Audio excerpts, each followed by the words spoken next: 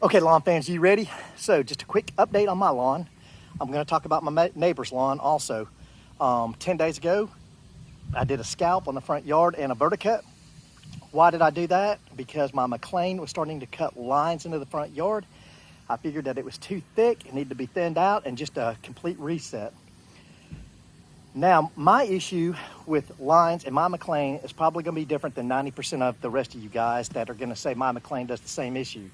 What happened with me is, unbeknownst to me, my reel had gone from this to this. So the right side was cutting into the lawn deeper than the left side. I got to experiment with some things, and I talked to my father-in-law about this. He said, put a locking nut on the right side and a washer with it on the right side, and that should take care of your problem. That's what I did, and it took care of it. Now, my issue is, my lawn is, it's taken a lot for it to recover from that gouging that I did with the reel mower before I made that adjustment. So it's growing out, but not how I really want it to be. This next week, we are going to be up in the hundreds.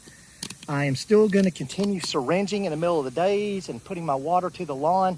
So hopefully that'll help with recovery and growth. But right now, I've got a yellow haze and I've got some lines. I don't know if you'll be able to pick those up going down through here. They're all over the lawn. I'm still seeing brown spots from the scalping and the leaves of the grass stalks. But it'll come back through, and before any of you ask, I put down a 3207 when I scalped to help push growth, and I've also applied iron to the lawn to try to get rid of the yellowish haze on it. While I'm talking about it, everybody go out, I'm not talking about it, but while I'm thinking about this, everybody go out and follow Bermuda Fairway. This guy's probably my favorite guy on the lawn maintenance, grass cutting, whatever YouTube channel right now. He's just real. He ain't trying to sell you anything. He's not trying to get you to buy anything at all. Just real about what all he's doing.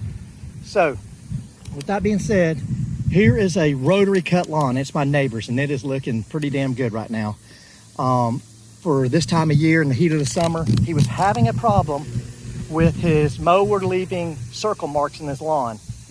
I'm gonna go ahead and say no, it was not because of his shaft being bent, from his mowing blade being bent, from his mowing blade being dull, or from him walking too fast. We checked all those issues out and modified his walking pattern and everything. So he came over here and started researching on YouTube. He's got a nice Honda lawnmower, and he found a guy that said you need to adjust your height of cut every so often through the end of the season. So what he's going to do is he's going to hike it up half a notch on the front when he sees circles and keep cutting. Then when the circles come back, he's going to hike the rear end of it up.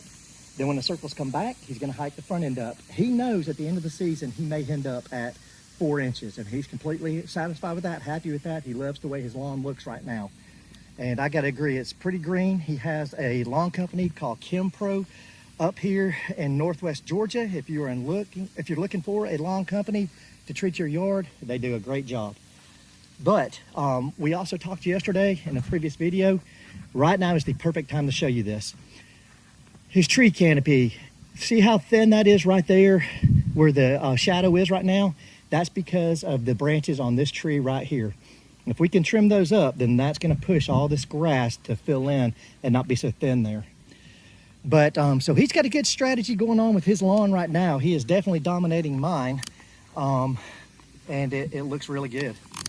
So back to mine, what are my plans? Man, I'm in the time of year where I am just in maintenance phase. I'm not going to come out here and pound down a bunch of fertilizer products, anything like that. This week coming up, we are actually going to have temperatures in the hundreds, which means that the heat index is going to be a lot hotter than that. So I don't want to have anything on my lawn that's going to stress it out. Matter of fact, I just got done cutting. I've got this sprinkler head that I got put together this last week. I've got it going because with me cutting, I stress the lawn out, so I want to cool the blades off. What this is, it's just an irrigation head, I guess. It's got a male and male adapter hooking up to this tripod. Now, I know you're going to see water pouring out the bottom of that, and I need to put some plumber's tape on it. I got it put together. It was working good. I had to do some adjustments. which required me to take the head off, and so I stripped the plumber's tape off of it. Just need to reapply it. But anyways, what I'm gonna be doing this week, watering in the morning, syringing at the hottest part of the day in the afternoons. That's gonna be about 3 o'clock, and that should help. Here's a perfect example. That's old scarring and scalping down through there, if you see that brown. And I just gotta wait for that to grow out. I can see it coming in, but I just gotta wait for it to grow out. Going up this way, if you can pick that up, same thing there. So, anyways, that's it for right now. Oh, huge issue, huge issue. Cicada killers. If you guys don't know what cicada killers are, go in and take a look. I've got cicadas all up in these trees right here. These are my neighbors, so I can't cut them down.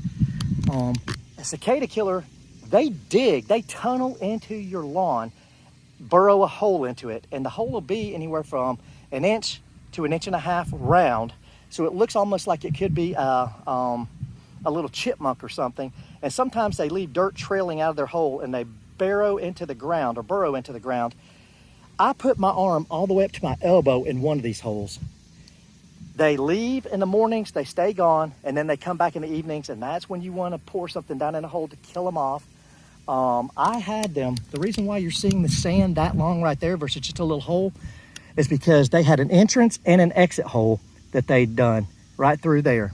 This was just an entrance hole right here. That was, I think, just an entrance hole right there. That was an entrance and exit hole. It's crazy. So Google cicada killers and you'll see what I'm talking about. And if you're starting to see random holes in your lawn and you're pouring poison down those thinking you're killing a mole or something, that's not it. It's cicada killers.